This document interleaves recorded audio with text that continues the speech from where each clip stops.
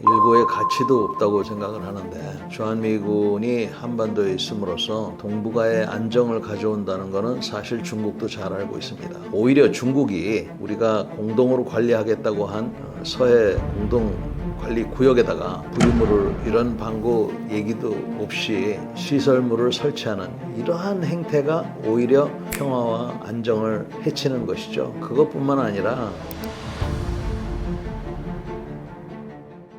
트럼프가 지속적으로 주한미군 감축 가능성을 언급하고 있습니다. 만약 현실화된다면 한국군이 가장 먼저 대비해야 할 핵심 전력 분야는 무엇이라 보십니까? 지금 미국은 엄청난 빚에 시달리고 있습니다. 매달 이자만 해도 수천억 달러를 지불하고 있습니다. 그래서 미국의 트럼프 행정부는 국방비를 줄이고 특히 군대를 줄이겠다 이렇게 마음을 먹고 있습니다. 그 중에서도 육군을 많이 줄이겠다 이렇게 지금 보고 있어요. 그러니까 해공군은 건드리지 않거나 좀 늘리고 육군을 많이 줄이겠다 이런 생각을 갖고 있는 겁니다. 이러한 큰 그림 속에서 지금 미국은 어디서 줄일까? 유럽에서 줄일까? 중동에서 줄일까? 아프리카에서 줄일까? 아시아에서 줄일까? 지금 그것만 지금 보고 있는 단계예요. 그래서 그러한 큰 상황에서 고려가 되고 있는 게 현재 한국에 주둔하고 있는 주한미군이 포함이 되어 있는 것입니다.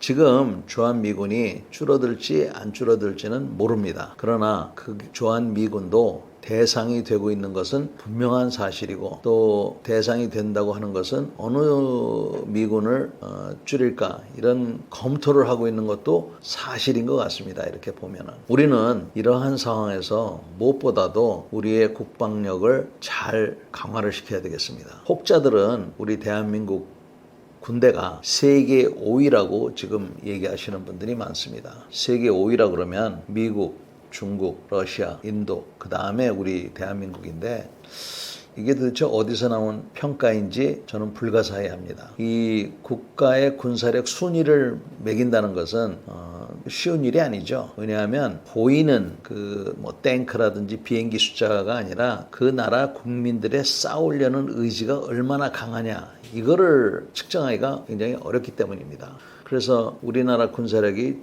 세계 5위다. 우리가 북한보다 70배 더 그 부자 나라고 북한의 전체 총 생산보다 우리나라 국방비가 더 많다. 이렇게 생각을 한다 그러면 더 이상 우리나라 국방에 지금보다 더 늘릴 필요가 없잖아요. 이러한 생각부터 우리가 다시 한번 재판단을 해야 됩니다. 과연 그런가? 최근 보도에 의하면 지금 군 간부들이 지난 5년 사이에 조기에 군을 떠나는 숫자가 2배, 3배 늘었다 이런 보도들이 나오고 있습니다. 이런 것들을 봤을 때 직업 군인들이 특히 군의 허리에 해당하는 사람들이 이렇게 조기에 전역한다는 것은 사기에 문제가 있다는 겁니다. 그래서 지금 이런 주한미군의 감축이나 이런 거를 논할 때 무엇보다도 우리가 중요한 것은 우리 스스로 방금 얘기한 그런 군의 사기, 군기 여기를 어떻게 보완할 건가 이런 것을 중점을 두고 그와 동시에 미국하고 잘 협조해서 주한미군의 변동을 최소화하는 그러한 노력이 필요할 겁니다. 2025년 현재 전자권 전환의 조건 충족 여부에 대해 군 내부에서도 의견이 엇갈리고 있습니다. 장군님이 보시기에 지금 한국군은 미군 없이 독자 지휘가 가능한 수준이라고 평가하십니까?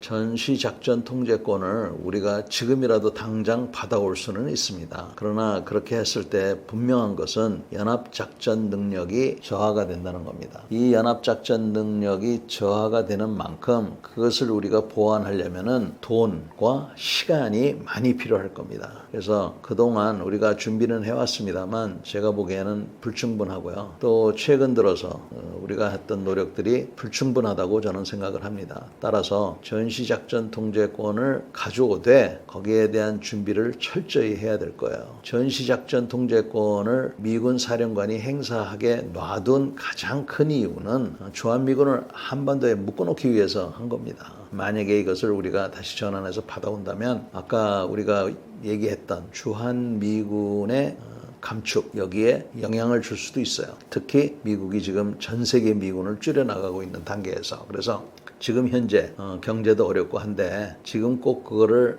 앞으로 5년 내에 받겠다 이렇게 하지 말고 전시작전 통제권을 돌려받았을 때 일어날 수 있는 어떤 작전의 능력이 변화하는 것을 충분히 커버할 수 있는 그런 능력을 키우면서 가져오자는 게 제 생각입니다. 최근 한미연합훈련이 AI 전장 시뮬레이션을 활용하는 방향으로 확대되고 있습니다. 앞으로 주한미군은 어떤 기술적 전력 자산이 더 중요할 거라 보십니까? 지금 세계 전쟁 추세가 크게 세 가지가 있습니다. 첫째는 공중, 해상, 지상전이 옛날에는 분명하게 이렇게 구분이 됐는데 그 구분이 점점 모호해지고 있어요. 바다에서 싸우다가 땅으로 올라오기도 하고 땅에서 있다가 바다로 가기도 하고 하늘에서 싸우다가 땅으로 막 이렇게 이제 되는 것이죠.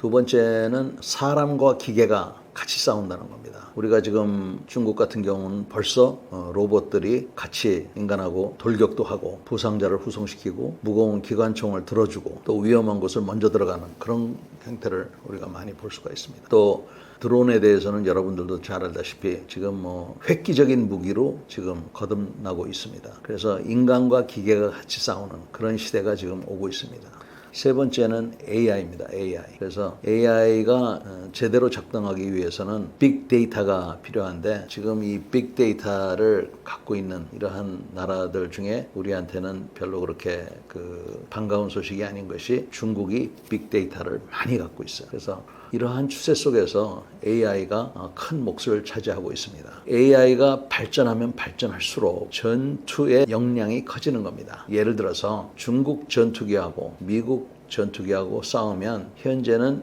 중국 전투기가 이길 확률이 그렇게 높다고 저는 보지 않습니다. 미군 조종사의 기량이 더 좋기 때문이죠. 비행기도 비행기지만. 그러나 만약에 AI를 갖다가 접목시킨 그러한 전투기가 중국 쪽에서 나온다 그러면 사람이 조종하는 전투기를 능가한다고 지금 모든 데이터가 나오고 있어요. 그래서 그러한 시대가 오게 되면은 전쟁의 판도가 완전히 바뀔 것입니다. 그렇지 않아도 다음 세대의 전투기는 사람이 타지 않는 전투기가 나올 거라고 예측하는 사람들도 많이 있습니다. 이 모든 것들이 AI하고 같이 접목이 되어 있는 것입니다. 지금 AI가 앞으로 5년 이내에 얼만큼 발전할지는 아무도 모릅니다. 우리 자유 세계에서는 AI에 대한 어떠한 한계를 만들려고 현재 노력을 하고 있습니다만 이 독재 국가들, 공산 국가들은 그러한 한계를 두지 않고 AI로 하여금 스스로 사람을 죽이는 그러한 연구도 하지 않는다고 보장을 할 수가 없습니다. 따라서 이런 것들을 봤을 때 AI가 앞으로 세상을 좋게 바꾸는 것도 있겠습니다만 전장에서는 특히 독재 국가에서는 굉장히 무자비한 그러한 것으로 바꿀 수 있는 그런 여지가 굉장히 많습니다. 우리가 영화로만 봤던 그러한 살인 로봇들이 피도 눈물도 없이 사람을 죽이는 그러한 장면이 볼 수도 있겠습니다. 중국이 최근 주한미군을 동북아 안정을 해치는 군사 거점이라고 규정했습니다. 이 같은 중국의 전략적 메시지는 실제 한반도 안보에 어떤 영향을 줄 수 있다고 보십니까? 일고의 가치도 없다고 저는 생각을 하는데 주한미군이 한반도에 있음으로써 동북아의 안정을 가져온다는 것은 사실 중국도 잘 알고 있습니다. 오히려 중국이 우리가 공동으로 관리하겠다고 한 서해 공동관리구역에다가 부유물을 이런 방구 얘기도 없이 시설물을 설치하는 이러한 행태가 오히려 평화와 안정을 해치는 것이죠. 그것뿐만 아니라 우리의 방공식별구역에 무단으로 막 들어오는 거, 국제법적으로 못 들어오라는 법은 없지만 그래도 들어올 때 좀 협조하고 들어오면 좋겠는데 마치 운전하다가 깜빡이 안 켜는 거랑 똑같은 거예요. 그래서 위험한 것을 계속 초래하는 이런 행동들을 자꾸 하니까 나라를 지켜야 되는 사람들 입장에서는 굉장히 불편한 것이죠. 그리고 우리를 얼마나 무시하면 그런 저런 행동을 할까. 그래 놓고는 서운하다고 얘기하는데 중국이 주한미군을 그러한 군사 거점으로 보는 것은 도둑이 제발이 저린 게 아닌가 하는 그런 생각도 저는 듭니다. 최근 일본과의 안보 협력이 확대되면서 한미의 삼각연합훈련이 정례화되고 있습니다. 주한미군이 이 구조에서 갖는 전략적 위치는 무엇이며 한국이 이 흐름 속에서 주도권을 유지하려면 어떤 군사 외교적 판단이 필요하다고 보십니까?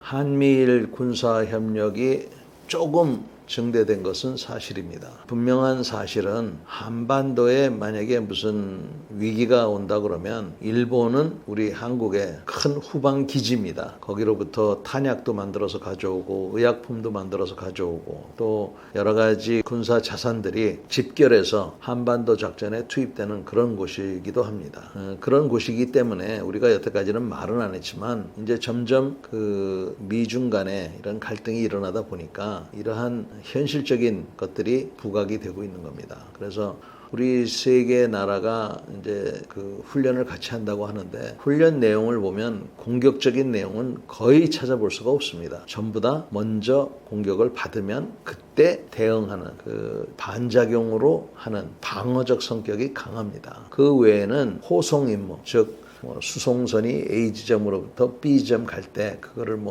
수송해주거나 이럴 때의 그 호송 작전, 에스코트라고 하는데요. 그런 작전들을 하는 것들이 주로 이루어지고 있습니다. 그래서 이런 작전들은 여러 가지 그 일상생활에서도 필요한 것이죠. 예를 들면 탐색 및 구조 작전이라고 있는데 하다못해 민간 배가 풍랑을 만나서 만약에 그 구조를 필요하게 되면 가까운 일본 배를 부른다든지 가까운 우리 대한민국 배를 부른다든지 미국 배를 부른다든지 이런 거를 부르고 할 때 전화번호라도 알아야 되는 거니까 그런 것들을 평소에 연습하는 수준에서 우리는 주로 평화적 목적으로 이런 연습을 하고 있는 것이고요. 그 다음에 이런 연습은 사람이 계속 바뀌기 때문에 주기적으로 계속 해야 됩니다. 그래서 이런 연습들이 매우 중요하고 평상시에는 사람들이 어떤 재난이 있을 때 이럴 때 활용이 되는 거고 또 상대방들한테는 이게 쟤네들은 건들면 안 되겠구나 이런 생각을 할 수 있도록 하기 때문에 중요하고 또 계속 해야 된다고 저는 생각을 합니다. 최근 주한미군이 동맹의 상징에서 기술 기반 전력의 핵심 허브로 재정이 되고 있다는 평가가 있습니다. 장군님께서는 주한미군이 현재 어떤 역할의 전환점을 지나고 있다고 보십니까? 주한미군은 한반도에서 가장 큰 역할은 억제의 역할입니다. 다시 말해서 전쟁이 나지 않도록 억제를 해주고 있는 것이죠. 이것은 단순히 북한이 남한을 공격하지 못하도록 하는 것도 있지만 우리 자체적으로 어떤 엉뚱한 일들이 일어나지 않도록 그런 역할도 수행을 하고 있습니다. 그런 역할을 수행하는 기구가 바로 유엔군 사령부입니다. 그래서 유엔군 사령부가 대한민국에 위치하고 있기 때문에 한미는 물론이고 16개 나라가 여기에 참여를 해서 우리 대한민국의 정당성을 보장하고 또 대한민국이 외부로부터 어떤 공격을 받았을 때 그런 공격이 일어나지 않도록 이런 것들을 잘 감시해주고 또 만에 하나 어떤 일이 벌어졌을 때는 우리에게 정당성을 부여해주는 이런 여러 가지 역할을 하는데 이것이 바로 유엔군 사령부입니다. 그래서 주한미군도 주한미군이지만 유엔군 사령부가 여기에 있기 때문에 미군 못지않게 비록 규모는 굉장히 작지만 그 규모에 비해서 전 세계의 어떤 보증수표 역할을 하고 있습니다. 그래서 우리한테는 큰 역할을 하고 있습니다. 주한미군이 억제 역할을 하고 있다고 말씀을 드렸는데 주한미군의 주 임무는 그 북한의 공격으로부터 우리 대한민국을 방어하는 것이 주 임무입니다. 다만 미국하고 중국하고 다른 곳에서 어떤 일이 벌어졌을 때 주한미군이 핵심 초점은 북한에 있지만 만에 하나 여력이 있다 그러면 그쪽에도 일부 병력을 보낼 수도 있다 하는 게 전략적 유연성을 아주 쉽게 설명드리는 겁니다. 이것은 어찌 보면 당연한 얘기이기도 하죠. 옆집에 불이 났는데 어떻게 그냥 보고만 있겠습니까? 그래서 이러한 전략적 유연성에 대해서 그동안 우리는 가기 전에 가야 된다면 안 갔으면 좋겠고 가야 된다면 우리하고 얘기하고 가라 하는 그런 수준에서 지금 서로 이해를 하고 있습니다. 장군님께서는 연합작전 지휘 실무를 경험하신 분입니다. 실전 훈련에서 한국군과 미군의 가장 뚜렷한 차이는 무엇이었고 한국군이 이를 극복하기 위해 우선적으로 개선해야 할 리더십 또는 체계는 무엇인가요? 가장 뚜렷한 차이는 장비 차이죠. 그래서 우선 미군들은 최첨단 장비를 갖고 있는데 우리가 거기에는 아직 못 미치는데 옛날에는 돈이 없어서 못 미쳤다고 그러지만 지금은 관심이 없어서 못 미치는 것 같습니다. 그래서 우리가 좀 더 장비에 그 신경을 써야 된다고 생각합니다. 전투기나 전투함은 미군들이 부러워하는 그런 항목들도 꽤 있어요. 그러나 일반 육군, 지상군의 장비에 있어서는 우선 미군들보다는 적다. 두 번째는 고급 보급에 대한 관심입니다. 우리는 맨날 전투 위주로 이렇게 하는데 유명한 말이 있어요. 그 보통 장군은 작전을 생각하고 위대한 장군은 보급을 생각한다고 그럽니다. 탄약과 물, 식량, 그리고 요새는 배터리입니다. 이 네 가지를 어떻게 갖다 줄 것인가. 미군은 여기에 집중을 많이 합니다. 그러고도 부족하다고 그러는데 우리는 이 보급에 대해서 신경을 많이 안 쓰죠. 이거는 뭐 된다 치고 이렇게 하는 경우가 많습니다. 세 번째는 리더십에 관련된 건데 미군들은 우리보다 훨씬 더 상호 존중이